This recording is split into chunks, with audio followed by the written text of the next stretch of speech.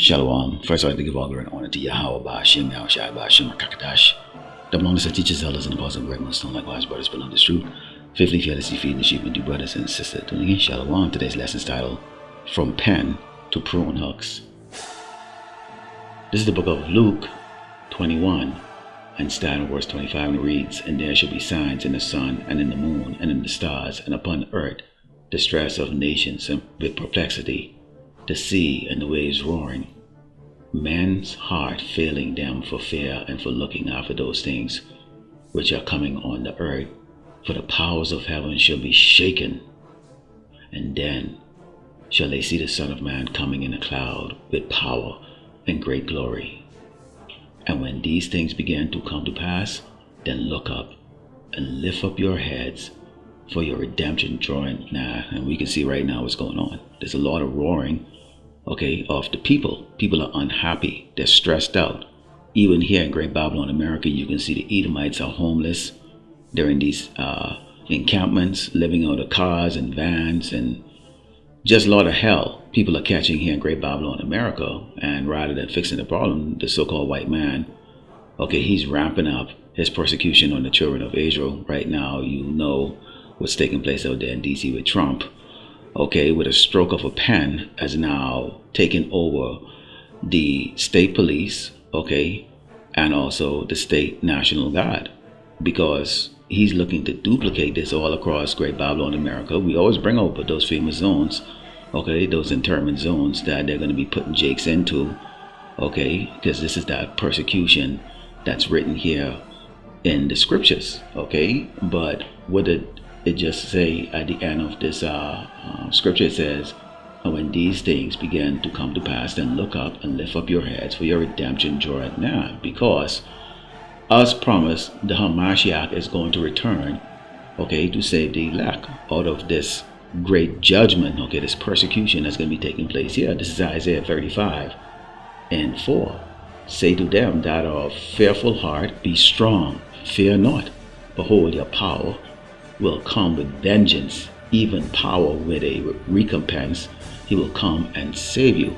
Esau, the Edomite, the so-called white man, is going to be getting that recompense. See, right now they're sitting down all proud, in the White House, in these major corporations that are making the biological weapon to kill Jakes with, that are making the spy gadgets and the drones that are going to spray the biological sprays over Jake's neighborhoods. They're giving these ICE agents, or these agents, or these killers in suits, these sentries, specialized, weapons and gadgets, where they can see through walls. They can see where Jakes are hiding in the dark.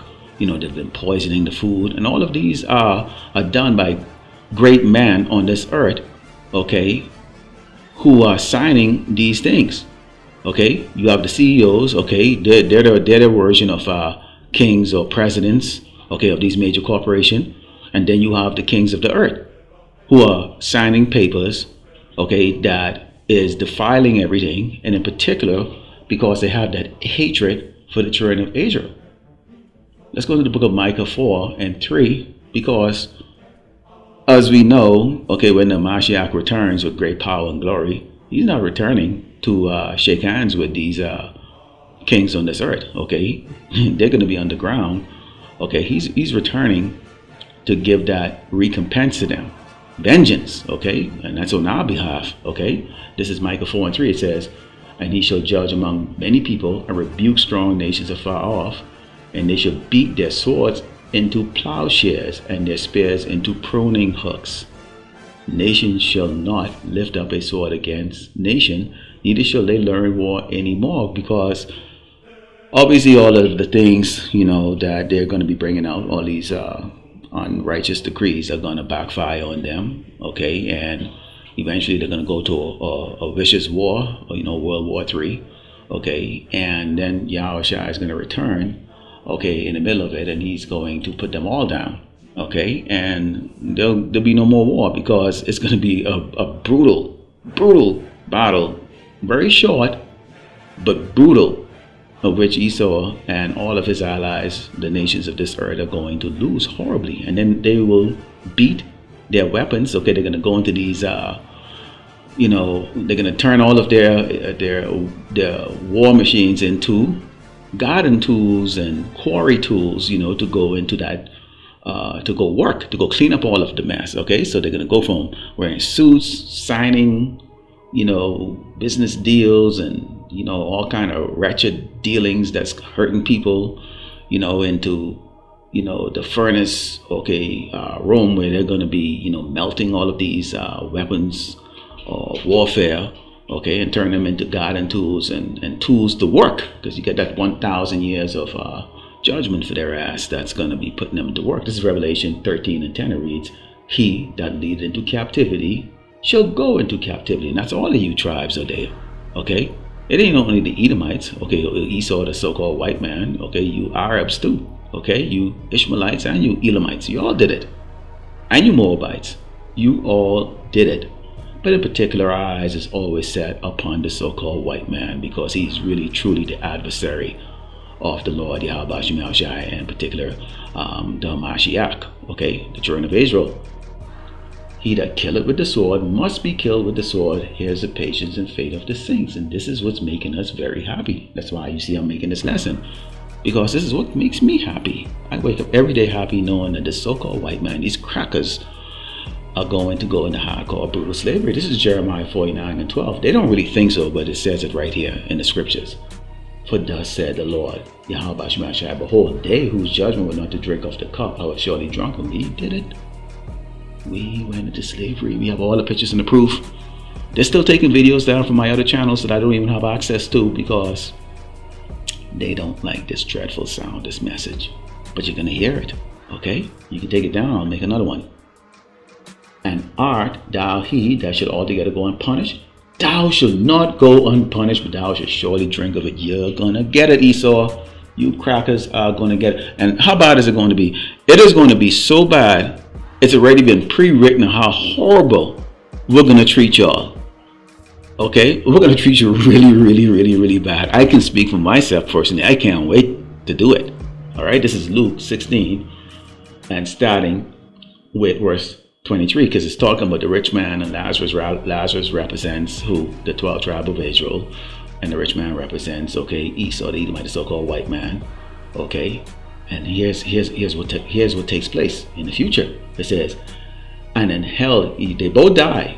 And it says, and in hell he, the so-called white man, the rich man, lift up his eyes, being in torments, and seeing Abraham afar off and Lazarus in his bosom. We're going to be having a beautiful time. Immortal bodies can't die, transversion to space. We're going to be the shit on earth. We're going to be the shit. Immortal. Living it up like beyond our imagination and beyond your imagination, Esau, you so-called white people. And he cried and said, Father Abraham, have mercy on me and send Lazarus. The audacity of this cracker, man, that he may dip the tip of his finger in water and cool my tongue, for I am tormented in this flame. Which he's not in a literal flame. He's really being treated like absolute, complete, and horrific, unimaginable shit by us. Keep in mind, we are commanded to give your ass double what you gave to us. And we're going to have 100% use of our brains, so you can imagine the torment. Who do you think is going to clean up all the dead bodies and all the mess and all the shit and all of the horrible things you've done to this earth? You are. That's why you're going to go from having a pen where you sign unrighteous decrees, your weapons of warfare which you've used to make sure you can impose those unrighteous decrees upon us, and then you're going to turn those, into prune hooks, where you're going to work your MF ass for 1,000 years before the Lord Yahweh Shai put you out of existence. Let's close over 2 Thessalonians 1:6. Seeing it is a righteous thing with power, the Most High Yahweh Shai, to recompense tribulation, trouble, headaches, horrible pain, work, bad treatment, to them that trouble you. Who's them that trouble us? You Edomites, you crackers, you troubled us. And the Lord is going to recompense you, and he's going to use us to do that to you. Lord will indeed lack, was edified, and feel good. I'd like to close by giving all great honor to Yahweh, Shem Yarsharala, Shem Rakakadash, Shalom.